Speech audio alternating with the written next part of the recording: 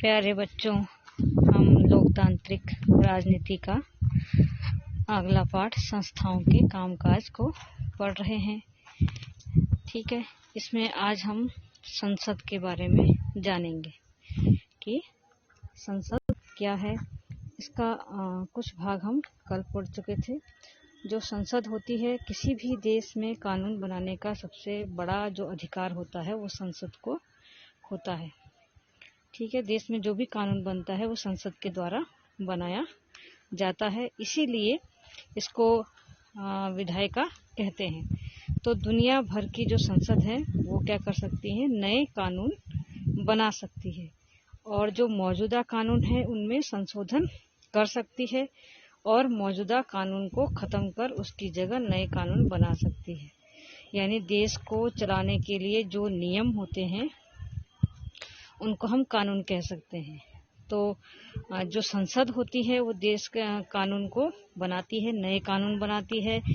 अगर जो वर्तमान में कोई कानून पुराना पड़ गया है या उसमें संशोधन की आवश्यकता है तो उसमें परिवर्तन भी करती है। ठीक है, और मौजूदा कानून को ख़त्म भी करके उसकी जगह नए कानून भी बना सकती है हमारी संसद। और दुनिया भर में संसद सरकार चलाने वालों को नियंत्रित करने के लिए कुछ अधिकारों का प्रयोग करती है। जो संसद होती है वो सरकार के चलाने के लिए अधिकारों का प्रयोग करती है, यानी सरकार को नियंत्रित करने का काम भी संसद के पास है या संसद का अधिकार है। भारत जैसे देश में उसे सीधा और पूर्ण नियंत्रण हासिल है। ठीक है, जो संसद है वो सरकार पर नियंत्रण रखती है। भारत में जो संसद है वो सरकार पे सीधे सीधे नियंत्रण रखती है। संसद की पूर्ण समर्थन की स्थिति में ही सरकार चलाने वाले फैसले कर सकते हैं। यानी जिस कानून पे संसद का समर्थन नहीं होगा या जिस प्रस्ताव पे संसद का समर्थन हासिल नहीं होगा, सरकार उस फैसले को नहीं ले सकती है, ना ही उसे लागू कर सकती है। सरकार के हर पैसे पर संसद का नियंत्रण होता है। ठीक है, जो सरकार पैसा इकट्ठा करती है, ठीक है, पैसा कहाँ से आ रहा है, कहाँ जा रहा है, तो हर पैसे का हिसाब कौन रखता है, कौन उस पर नजर रखता है, संसद का नियंत्रण होता है। अधिकांश देशों में संसद की मंजूरी के बाद ही सार्वजनिक पैसे को खर्च किया जा सकता है। ठीक है, सार्वजनिक मसलों और किसी देश की राष्ट्रीय नीति पर चर्चा और बहस के लिए संसद ही सर्वोच्च संघ है। सार्वजनिक मसले यानी जो सभी लोगों से संबंधित होते हैं और किसी देश की जो राष्ट्रीय नीति होती है उस पे जो चर्चा और बहस के लिए सबसे आदर्श स्थान कौन सा है, संसद। यानी सारी चीजें कहाँ की जा सकती है, संसद में ही की जा सकती है। तो संसद किसी भी मामले में सूचना मांग सकता है। तो संसद के दो सदन, जो भारत है, भारत में जो संसद है उसके दो सदन हैं। चूंकि आधुनिक लोकतंत्र में संसद बहुत बड़ी भूमिका निभाती है, तो लिहाजा अधिकांश बड़े देशों ने संसद की भूमिका और अधिकारों को दो हिस्सों में बांट दिया है। तो भारत की तरह कई देशों में क्या किया गया है, जो संसद है वो सरकारों पे नियंत्रण रखती है। तो ये बहुत जिम्मेदारी वाला काम है, इसलिए संसद के अक्सर क्या कर दिए जाते हैं, दो सदन बना दिए जाते हैं। ठीक है, यानी इनके अधिकार काम को बांट दिया गया है दो सदनों के बीच। तो इन्हें चैम्बर या सदन कहते हैं। पहले सदन के सदस्य जो होते हैं वो सीधे जनता के द्वारा चुने जाते हैं। ठीक है, जो संसद के दो सदन होते हैं उनमें पहला सदन जो होता है उसमें जो प्रतिनिधि होते हैं उनको जनता चुनकर भेजती है सीधे। ठीक है, जनता के ओर से असली अधिकारों का प्रयोग भी वही करते हैं। जो दूसरा सदन है उसके जो सदस्य हैं वो कहाँ से आएंगे, तो दूसरे सदन के जो सदस्य होते हैं वो परोक्ष रूप से चुने जाते हैं। उनको वे लोग चुनते हैं जिनको हम चुनते हैं, यानी हमारे प्रतिनिधि उनका चुनाव करते हैं। जनता के प्रतिनिधि उनका चुनाव करते हैं, ना कि जनता, इसलिए उनको अप्रत्यक्ष रूप से चुना जाता है। दूसरा जो सदन होता है उसका काम क्या होता है, सामान्य काम विभिन्न राज्य, क्षेत्र और संघीय इकाइयों के हितों की निगरानी करना होता है। तो हमारे देश में संसद के क्या हैं, दो सदन हैं। दोनों सदनों में से एक को हम क्या कहते हैं, राज्यसभा, काउंसिल ऑफ स्टेट्स और दूसरे को लोकसभा हाउस ऑफ पीपल के नाम से जाना जाता है। तो जो भारत का राष्ट्रपति होता है वो संसद का हिस्सा होता है।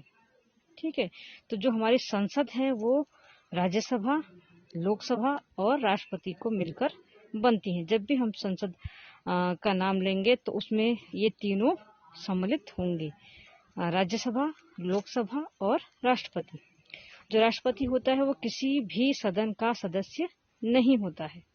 ठीक है, इसीलिए संसद के फैसले राष्ट्रपति की मंजूरी के बाद ही लागू होते हैं। तो संसद के जो भी फैसले होते हैं उसके लिए राष्ट्रपति की मंजूरी लेना आवश्यक होता है। ठीक है, तो हमने पिछली कक्षाओं में भारतीय संसद के बारे में पढ़ा था, तो उसमें हमें लोकसभा और राज्यसभा के बारे में भी पढ़ा था।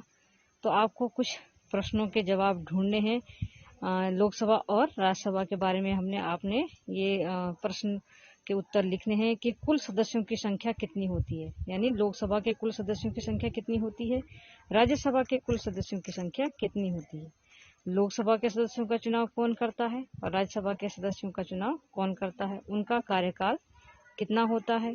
ठीक है, दोनों सदनों का बताना है। क्या सदन को हमेशा के लिए भंग किया जा सकता है या वो अस्थायी है। ठीक है, अब हम लोकसभा बनाम राज्यसभा के बारे में पढ़ते हैं कि जो लोकसभा और राज्यसभा है इसमें से सबसे अधिक शक्तिशाली सदन कौन सा है या प्रभावशाली कौन सा है। ठीक है, तो दोनों सदनों में हम राज्यसभा को अपर हाउस और लोकसभा को लोअर हाउस कहा जाता है। तो अपर हाउस कहने का मतलब ये नहीं है कि जो राज्यसभा है वो लोकसभा से ज्यादा प्रभावशाली होती है। यह महज बोलचाल की पुरानी शैली के अनुसार ही हम इसे अपर हाउस या लोअर हाउस कहते हैं। जो हमारा संविधान है, संविधान में राज्यों के संबंध में राज्यसभा को कुछ विशेष अधिकार दिए गए हैं, लेकिन अधिकतर मसलों पर सर्वोच्च अधिकार किसको दिया गया है, लोकसभा के पास ही है। ठीक है, जो राज्यों से संबंधित जो अधिकार होते हैं वो किसको दिए जाते हैं, राज्यसभा को। और अधिकतर जो सर्वोच्च अधिकार है वो किसके पास होते हैं, लोकसभा। इसलिए लोकसभा लोअर हाउस होते हुए भी क्या है, राज्यसभा से ज्यादा महत्वपूर्ण है। ठीक है, तो दोनों के अंतर देखते हैं कि दोनों में किस प्रकार के अधिकारों का प्रयोग किया जाता है। तो किसी भी सामान्य कानून को पारित करने के लिए दोनों सदनों की जरूरत होती है। अगर कोई सामान्य कानून बनाया जा रहा है देश के लिए तो दोनों सदन, लोकसभा और राज्यसभा की आवश्यकता होती है। लेकिन अगर दोनों सदनों के बीच कोई मतभेद हो तो अंतिम फैसला दोनों सदन के संयुक्त अधिवेशन में किया जाता है। ठीक है, अगर कोई प्रस्ताव है उस पे दोनों सदनों पे सहमति नहीं है, लोकसभा सहमत है और राज्यसभा सहमत नहीं है, यदि राज्यसभा सहमत है लोकसभा सहमत नहीं है, तो इस प्रकार मतभेद है तो फैसला कैसे होगा। तो इसका फैसला करने के लिए दोनों सदनों का संयुक्त अधिवेशन यानी एक साथ उनकी मीटिंग बुलाई जाती है। इसमें दोनों सदनों के सदस्य एक साथ बैठते हैं। सदस्यों की संख्या अधिक होने के कारण इस तरह की जो बैठकें हैं इसमें लोकसभा के विचार को प्राथमिकता मिलने की संभावना रहती है, क्योंकि जो लोकसभा में है, लोकसभा में 543 सदस्य होते हैं और राज्यसभा में 245 सदस्य होते हैं। तो संयुक्त अधिवेशन में अगर किसी बात पे मतभेद है तो लोकसभा के सदस्य ज्यादा होने के कारण तो लोकसभा का पलड़ा भारी होता है, यानी लोकसभा की ही बात मानी जाएगी, ऐसी संभावना रहती है। दूसरा है, लोकसभा पैसों के मामलों में अधिक अधिकारों का प्रयोग करती है, यानी रुपये पैसे के जो मामले होते हैं, वित्तीय जो अधिकार होते हैं, उनका ज्यादा प्रयोग लोकसभा के द्वारा किया जाता है। लोकसभा में सरकार का बजट या पैसे से संबंधित कोई कानून पारित हो जाए तो राज्यसभा उसे खारिज नहीं कर सकती। यानी लोकसभा में जो वित्तीय मामला या बजट जो पेश किया जाता है, अगर वो लोकसभा के सदस्यों ने उसको पारित कर दिया है तो जो राज्यसभा है वो उसे खारिज नहीं कर सकती, उसे खत्म नहीं कर सकती, यानी रद्द नहीं कर सकती। राज्यसभा जो क्या करेगी, उसे पारित करने में केवल 14 दिनों की देरी कर सकती है। ठीक है, कोई प्रस्ताव लोकसभा में पारित हो गया उसके बाद उसको राज्यसभा में पारित होना आवश्यक है। ठीक है, मगर राज्यसभा बजट संबंधी कोई प्रस्ताव होगा या पैसे संबंधी कोई कानून होगा लोकसभा ने उसको पारित कर दिया है तो राज्यसभा उसको रोक नहीं सकती है। केवल 14 दिनों के लिए उसमें देरी कर सकती है या उसमें संशोधन करने के लिए यानी उसमें परिवर्तन करने का सुझाव दे सकती है, मगर अंततः उसे उस कानून को इसको बजट को पारित करना ही पड़ेगा। तो यह लोकसभा का अधिकार है कि वह उन सुझावों को माने या न माने। ठीक है, तो यहाँ पर भी हमें लोकसभा ज़्यादा प्रभावशाली प्रतीत दिख रही है। तीसरी सबसे बड़ी बात यह है कि लोकसभा मंत्री परिषद को नियंत्रित करती है। जो लोकसभा है वो मंत्री परिषद का नियंत्रण करती है, यानी सिर्फ वही व्यक्ति प्रधानमंत्री बन सकता है जिसे लोकसभा में बहुमत हासिल होता है। यानी प्रधानमंत्री वही व्यक्ति बनाया जाएगा जो लोकसभा के बहुमत दल का नेता होता है।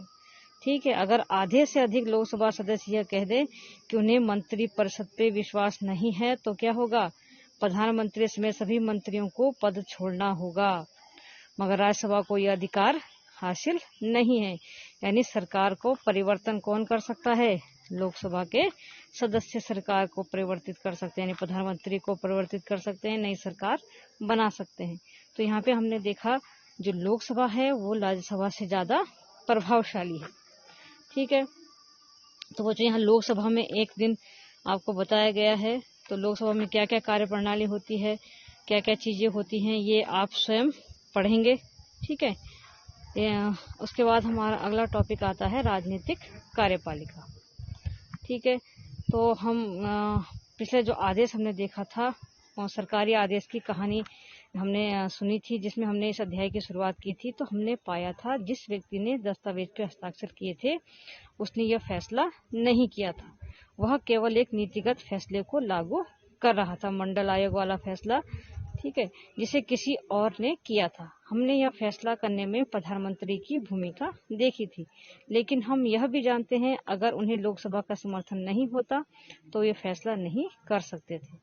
तो इसका अर्थ है कि वे सिर्फ संसद की मर्जी को लागू कर रहे थे। ठीक है, इसी तरह किसी भी सरकार के विभिन्न स्तरों पे हमें ऐसे अधिकारी मिलते हैं जो रोजमर्रा के फैसले करते हैं, लेकिन यह नहीं कहा जा सकता कि वे जनता के द्वारा दिए गए सबसे बड़े अधिकारों का उपयोग कर रहे हैं।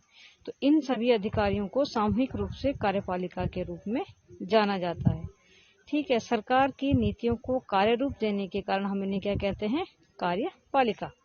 इस तरह जब हम सरकार के बारे में बातें करते हैं तो हमारा तात्पर्य आमतौर पर कार्यपालिका से ही होता है। जब कभी भी हम सरकार के बारे में बात करते हैं, सरकारी फैसलों के बारे में बात करते हैं, तो उसका अर्थ क्या होता है, हम कार्यपालिका के बारे में बात कर रहे हैं। जो ये कार्यपालिका होती है बच्चों, ये इसको हम दो भागों में बांट सकते हैं। एक होती है राजनीतिक कार्यपालिका और दूसरी होती है अस्थायी कार्यपालिका। तो राजनीतिक जो व्यक्ति होते हैं, जनता द्वारा खास अवधि के लिए निर्वाचित व्यक्ति को राजनीतिक कार्यपालिका कहते हैं। ठीक है, यानी जिनको जनता चुनती है। जैसे हमारे यहाँ मंत्रियों का चुनाव किया जाता है, लोकसभा लोकसभा के सदस्य को, विधानसभा के सदस्य को चुना जाता है, तो वो 5 साल के लिए उनको चुना जाता है। तो वो क्या है, राजनीतिक कार्यपालिका, यानी जिनका चुनाव जनता के द्वारा किया जाता है वो राजनीतिक कार्यपालिका कहलाती है। तो ये राजनीतिक व्यक्ति होते हैं जो बड़े फैसले करते हैं, और दूसरी ओर जिन्हें लंबे समय के लिए नियुक्त किया जाता है। ठीक है, जो हमने समझा कि जो राजनीतिक कार्यपालिका होती है वो केवल कुछ विशेष समय अवधि के लिए, जैसे भारत में 5 साल के लिए ही चुनी जाती है। ठीक है, और ये बड़े फैसले भी करते हैं। लेकिन दूसरी तरफ जो अस्थायी कार्यपालिका होती है, इसको अस्थायी कार्यपालिका कहने के पीछे तात्पर्य यह है क्योंकि इनको हम लंबे समय तक नियुक्त कर सकते हैं। ठीक है, तो इनका जो कार्यकाल होता है वो निश्चित नहीं होता है कि ये 5 साल के कार्य करेंगे। ठीक है, तो ये क्या होते हैं, अस्थायी कार्यपालिका या प्रशासनिक सेवक कहलाते हैं। तो लोक सेवाओं में काम करने वाले लोगों को क्या कहा जाता है, सिविल सर्वेंट या नौकरशाह जिसे हम कहते हैं। ठीक है, वे सत्ताधारी पार्टी के बदलने के बावजूद अपने पदों पे बने रहते हैं। यानी राजनीतिक कार्यपालिका में जो हमारे मंत्री हैं जिनका हमने चुनाव किया है, अगर वो मंत्री बदल जाए, 5 साल के लिए उनकी सरकार की अवधि पूरी हो जाती है, तो क्या हो जाती है, दूसरे व्यक्ति की सरकार आती है तो मंत्री बदल जाते हैं, यानी राजनीतिक कार्यपालिका बदल जाती है। मगर जो अस्थायी कार्यपालिका होती है वो उसमें कोई परिवर्तन नहीं आता है।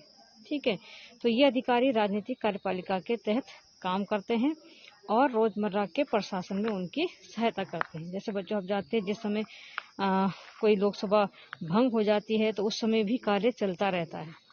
ठीक है, तो राजनीतिक कार्यपालिका के न होने पर भी अस्थायी कार्यपालिका क्या करती है, देश के प्रशासन को चलाती रहती है। तो जितनी भी योजनाएं हैं वो बदस्तूर चलती रहती हैं। तो राजनीतिक कार्यपालिका गैर राजनीतिक कार्यपालिका से ज्यादा प्रभावशाली होती है। क्यों होती है? क्योंकि मंत्री किसी नौकरशाह से ज्यादा प्रभावशाली होते हैं। क्यों होते हैं? कि नौकरशाह अमूमन अधिक शिक्षित होता है, उसे विषय की अधिक महारत और जानकारी होती है। ठीक है, वित्त मंत्रालय में काम करने वाले सलाहकारों को अर्थशास्त्र की जानकारी वित्त मंत्री से ज्यादा हो सकती है। कभी कभी मंत्रियों को अपने मंत्रालय के अधीनस्थ मामलों की तकनीकी जानकारी बहुत कम होती है। यानी जो किसी विभाग का कोई मंत्री है मगर उसको अपने विभाग की जानकारी नहीं होती है, मगर उसके विभाग में जो सचिव होते हैं, नौकरशाह होते हैं, उनको उस क्षेत्र में ज्यादा जानकारी होती है। रक्षा, उद्योग, स्वास्थ्य, विज्ञान और प्रौद्योगिकी, खान मंत्रालय में ऐसा होना आम बात है। ठीक है, जो इतने सारे विभाग हमने आपको गिनाए, रक्षा विभाग है, उद्योग मंत्रालय है, स्वास्थ्य है, विज्ञान है, प्रौद्योगिकी है, खान मंत्रालय है, तो इनमें जो मंत्री बनाए जाते हैं कोई जरूरी नहीं उन मंत्रियों को इनके बारे में ज्ञान हो, मगर उनके यहाँ जो सिविल सर्वेंट होते हैं, नौकरशाह होते हैं, अस्थायी कार्यपालिका होती है, वो लोग इन मंत्रियों को, इन राजनीतिक कार्यपालिकाओं को उनके काम करने में क्या करते हैं, सहायता करते हैं। फिर भी इन मामलों में अंतिम निर्णय किसका होता है, मंत्रियों का होता है। यानी मंत्री जो उस विभाग के बारे में फैसला लेगा वो ही लागू किया जाएगा। तो इसकी वजह सीधी सी है, क्योंकि अधिक योग्य होने के बावजूद अस्थायी कार्यपालिका के व्यक्तियों की बात नहीं मानी जाती है, राजनीतिक कार्यपालिका के व्यक्ति की बात मानी जाती है। क्यों मानी जाती है? क्योंकि किसी भी लोकतंत्र में लोगों की इच्छा क्या होती है, सर्वोपरि होती है। तो जो मंत्री होते हैं, राजनीतिक कार्यपालिका के जो सदस्य होते हैं, उनको लोगों के द्वारा चुना गया होता है। इस तरह उसे जनता की ओर से उनकी इच्छाओं को लागू करने का अधिकार होता है। यानी मंत्री जो फैसले ले रहा है तो ये माना जाता है कि वो क्या कर रहा है, जनता की इच्छाओं को लागू कर रहा है। वो अपने फैसले के नतीजे के लिए लोगों के प्रति क्या होता है, जिम्मेदार होता है, क्योंकि लोगों ने उसे चुनकर भेजा है। इसी वजह से मंत्री ही सारे फैसले करते हैं। मंत्री ही उस ढांचे और उद्देश्य को तय करता है जिसमें नीतिगत फैसले किए जाते हैं। किसी मंत्री से अपने मंत्रालय के मामलों का विशेषज्ञ होने की कतई उम्मीद नहीं की जाती। कोई जरूरी नहीं कि कोई भी जो मंत्री है, जिसको जो विभाग सौंपा गया है उसके बारे में उसे पूर्ण जानकारी हो। ऐसी उम्मीद भी नहीं की जाती कि उसे जानकारी हो। सभी तकनीकी मामलों पे मंत्री क्या करते हैं, विशेषज्ञों की सलाह लेते हैं। लेकिन विशेषज्ञ अक्सर अलग अलग राय रखते हैं या फिर एक से अधिक विकल्प मंत्री के सामने पेश करते हैं। तो मंत्री अपने उद्देश्यों के मुताबिक ही क्या करते हैं, निर्णय लेते हैं। तो दरअसल ऐसा हर बड़े संगठन में होता है।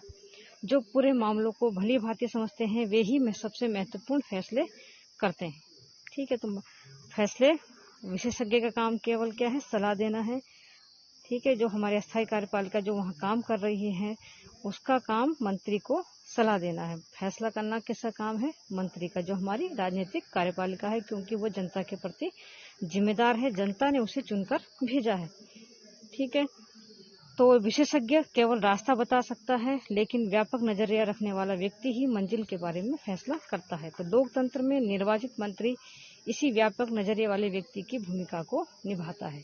तो हमने यहाँ राज्य कार्यपालिका के दो भाग देखे, राजनीतिक कार्यपालिका और अस्थायी कार्यपालिका।